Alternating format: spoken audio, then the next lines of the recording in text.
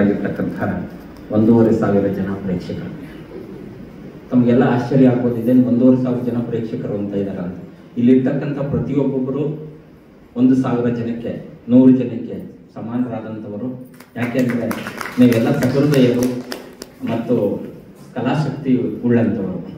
ಇಂತಹ ಕಲಾಸಕ್ತರ ನಡುವೆ ಇಂತಹದೊಂದು ಅದ್ಭುತ ಕಾರ್ಯಕ್ರಮಕ್ಕೆ ನಾನು ಸಾಕ್ಷಿಯಾಗಿದ್ದಕ್ಕೆ ನನಗೆ ತುಂಬ ಧನ್ಯತೆ ಅನಿಸುತ್ತೆ.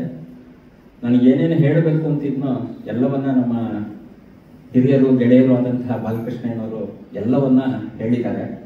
ಆದರೂ ಸಹ ನಾನು ಕೆಲವೊಂದು ವಿಷಯಗಳನ್ನು ಹೇಳಲೇಬೇಕು ಅಂತ ಅನ್ನಿಸ್ತದೆ. ಇಳೆಯಿಂದ ಮೊಳಕೆ ಒಗೆಯೊಂದು ತಮಟೆಗಳಿಲ್ಲ, ಫಲಮಾಗುವೊಂದು ತುತ್ತೂರಿ ದನಿ ಇಲ್ಲ, ಬೆಳಕಿಯುವ ಸೂರ್ಯ ಚಂದ್ರರದೊಂದು ಸದ್ದಿಲ್ಲ, ಒಲಿ ನಿನ್ನ ತುಟಿಗಳನ್ನು ಮಂಕುತಿಮ್ಮ ಅನ್ನುವಂತಹ ಆಚಾರ್ಯ DVG ಅವರ ಒಂದು ಮಾತನ್ನ ನೆನಪಿಸ್ಕೊಳ್ಬೇಕಾಗಿದೆ.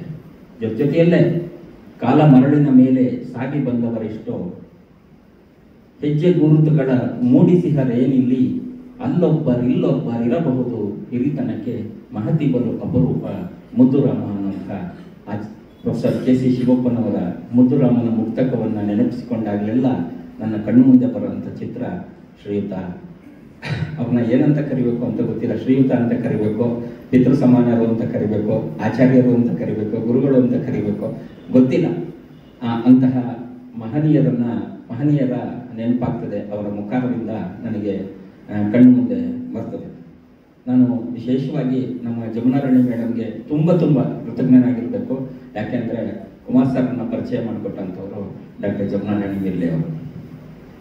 ಕುಮಾರ್ ಸರ್ ಅವರ ಬದುಕು ಒಂದು ರೀತಿಯಲ್ಲಿ ತೆರೆದ ಪುಸ್ತಕ ಇದ್ದ ಹಾಗೆ.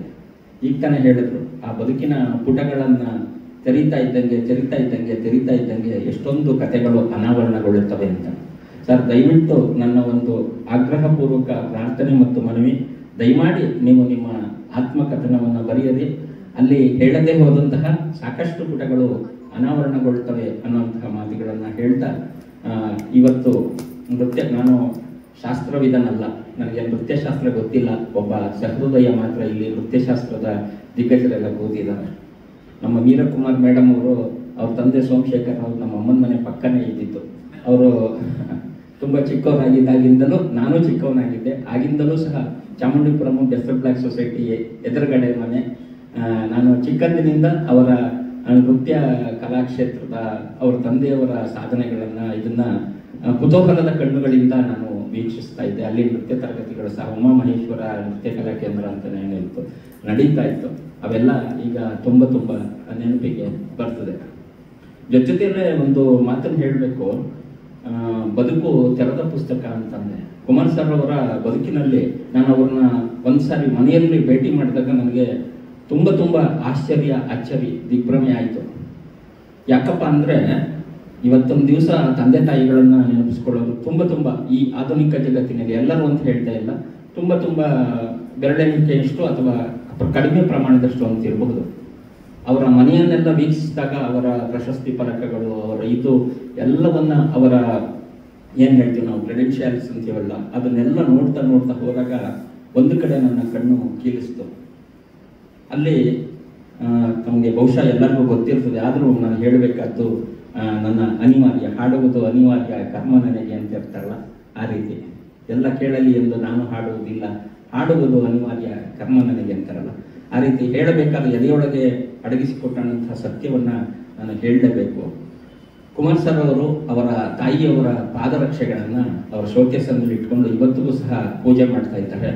ಅಂತಹ ಒಬ್ಬ ಮಾತೃಭಕ್ತ ಇಂತಹ ಒಂದು ಅದ್ಭುತವಾದ ಸಭಾಂಗಣವನ್ನು ನಿರ್ಮಿಸುವುದರಲ್ಲಿ ಜೊತೆಯಲ್ಲೇ ಅವ್ರಿಗೆ ಎಷ್ಟೇ ನೋವಿರಲಿ ಅವರ ಮುಖದಲ್ಲಿ ನಗೆ ಯಾವತ್ತೂ ಮಾಸೋದಿಲ್ಲ. ನಾನು ಎಷ್ಟು ಸರಿ ನೋಡಿದ್ದೀನಿ. ನಾನು ಒಂದ್ಸರಿ ಪ್ರೊಫೆಸರ್ HSK ಅವರನ್ನ ಭೇಟಿಯಾದಾಗ ಒಂದು ಮಾತು ಹೇಳಿದರು.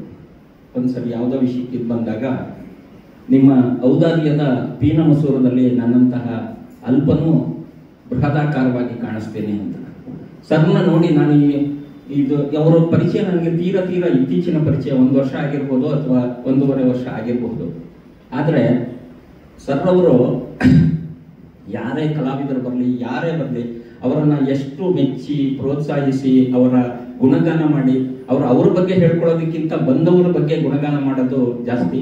ಆ ಅನುಭವ ನನಗೂ ಸಹ ಆಗಿದೆ.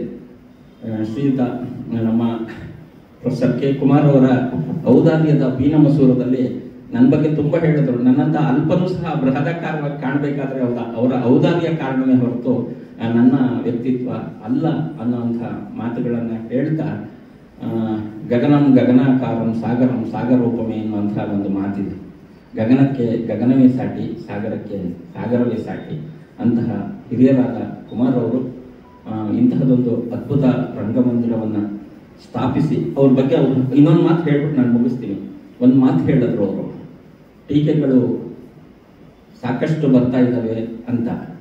ಆ ಮಾತುಗಳನ್ನು ಕೇಳಿದಾಗ ಅದನ್ನೆಲ್ಲವರು ಅವರು ತುಂಬಾ ಸಕಾರಾತ್ಮಕವಾಗಿ ತುಂಬಾ ಈಸಿಯಾಗಿ ತಗೊಂಡು ಹೋಗ್ತಾರೆ. ಅದೊಂದು ಬಹಳ ಸಮಾಧಾನದ ಮತ್ತು ಖುಷಿಯ ಸಂಗತಿ. ಈ ಸಂದರ್ಭದಲ್ಲಿ ಸಿದ್ದೇಶ್ವರ ಸ್ವಾಮೀಜಿ ಅವರ ಒಂದು ಮಾತು ನನಗೆ ನೆನಪಿಗೆ ಬರ್ತದೆ. ಕುದಿಯುವವರು ಕುದಿಯುತ್ತಿರಲಿ, ಅವರು ಆವಿಯಾಗುತ್ತಾರೆ. ಉರಿಯುವವರು ಉರಿಯುತ್ತಿರಲಿ, ಬೂದಿಯಾಗುತ್ತಾರೆ. ನೀನು ಮಾತ್ರ ತಣ್ಣಗೆ ನಿನ್ನ ಕೆಲಸವನ್ನು ಮಾಡ್ಕೊಂಡು ಹೋಗು ಅಂತ ಸಿದ್ದೇಶ್ವರ ಸ್ವಾಮೀಜಿ ಅವರು ಹೇಳ್ತಾರೆ. ಹೊಟ್ಟೆಗೆ ಪಟ್ಕೊಳ್ಳಿ, ನಾವು ಮಾಡೋ ಕೆಲಸ ನಾವು ಮಾಡೋಣ. ನಮ್ಗೊಂದು ಆತ್ಮಸಾಕ್ಷಿ ಅಂತ ಇರ್ತದಲ್ಲ, ಆ ಆತ್ಮಸಾಕ್ಷಿಯ ಬೆಳಕಿನಲ್ಲಿ ನಾವು ಮುನ್ನಡೆಯೋಣ. ಸರ್, ನಾನು ತುಂಬಾ ಕಿರಿಯ, ಅತಿಯಾಗಿ ಮಾತಾಡ್ತಾ ಇದ್ದೀನಿ, ದಯವಿಟ್ಟು ಕ್ಷಮಿಸಿ ಅನ್ನುವಂತಹ ಮಾತುಗಳನ್ನ ಹೇಳ್ತಾ, ಕುಮಾರ್ ಸರ್ಗೆ ಸದಾ ಹೆಗರಣೆಯಾಗಿ ನಿಂತಿರ್ತಕ್ಕಂಥ ಮಾಲತಿ ಮೇಡಮ್ ಸರ್ ಹೇಳಿದ್ರು, ಪ್ರತಿಯೊಬ್ಬ ಯಶಸ್ವಿ ಪುರುಷನ ಹಿಂದೆ ಒಬ್ಬ ಮಹಿಳೆ ಇರ್ತಾಳೆ.